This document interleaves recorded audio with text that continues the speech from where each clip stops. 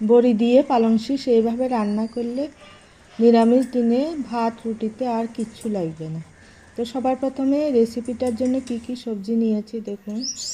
এইখানে নিয়েছি পালং শাক, সিম, বেগুন, আলু আর একটা গাজর নিয়েছি। প্রথমে সবজিগুলোকে এরকম সাইজ করে কেটে ভালো করে ধুয়ে পরিষ্কার করে নিয়েছি।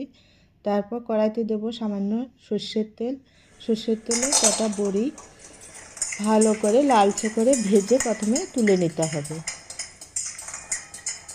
বড়িটা ভাজা হয়ে গেছে, এবার তুলে নেব। এবারে বড়ি ভাজার তেলে বেগুনটাকেও ভেজে তুলে রাখবো। তো বেগুনটা সব সবজির সঙ্গে দিলে গলে যাবে, যেহেতু বেগুন নরম, তার জন্য আগেই বেগুনটাকে ভেজে তুলে নেব। এবার কড়াইতে আরও কিছুটা সর্ষের তেল দেবো। সর্ষের তেল দিয়ে ফোড়নে দেবো একটা শুকনো লঙ্কা, দুটো তেজপাতা, হাফ চামচ পাঁচফোড়ন দিয়ে ফোড়নটাকে ভেজে নিয়ে তারপর দিয়ে দেবো প্রথমে আলুটাকে দিয়ে 1 মিনিট মতো প্রথমে ভেজে নেব। ভেজে নিয়ে দিয়ে দেব সিম আর গাজর। এবার সব সবজিগুলো ফোড়নের সঙ্গে ভালো করে ভেজে নেব।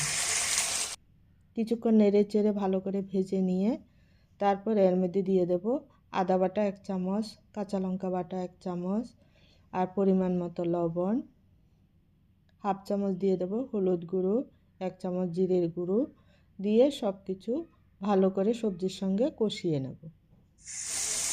কষিয়ে নিয়ে সবজিটা কিছুটা নরম হয়ে গেলে এবারে দেবো পালং শাকের ডাঁটাটা দিয়ে আবারও সব কিছুর সঙ্গে ভালো করে মিশিয়ে নেব। মিশিয়ে নিয়ে দিয়ে দেবো একটা টমেটো কুচিটাও সবজির সঙ্গে মিশিয়ে নিয়ে এবারে ভেজে রাখা বেগুনটাকে দেব। বেগুন দিয়ে এবারে দিয়ে দেব সবজি সিদ্ধ হওয়ার মতো করে জলটা বেশি দেব না, যেহেতু চচ্চড়ি করব, একটু সবজিটা সিদ্ধ হওয়ার মতো করেই জল দেব। তারপরে 2 মিনিট মতো ঢেকে রান্না করে এবারে দিয়ে দেব পালং শাকের পাতাটা।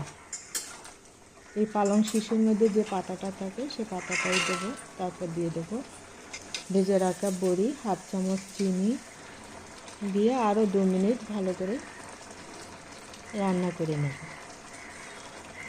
তো 2 মিনিট রান্না করে নিলে বড়িটাও সিদ্ধ হয়ে যাবে আর ঝোলটাও শুকিয়ে যাবে। এরকম গামাখা হয়ে গেলে এবারে দেবো ভাজা মশলার গুঁড়ো। এখানে আমি জিরে আর মৌরি শুকনো খোলা ভেজে নিয়েছি আর দিয়ে দেবো সবশেষে ধনেপাতা কুচি দিয়ে বাস নেড়ে চেড়ে রেডি হয়ে যাবে বড়ি দিয়ে পালং শাকের এই চচ্চড়ি। তো বন্ধুরা, গরম গরম ভাতে এরকম একটা চচ্চড়ি থাকলে দুর্দান্ত লাগে, দারুণ হয়েছিল।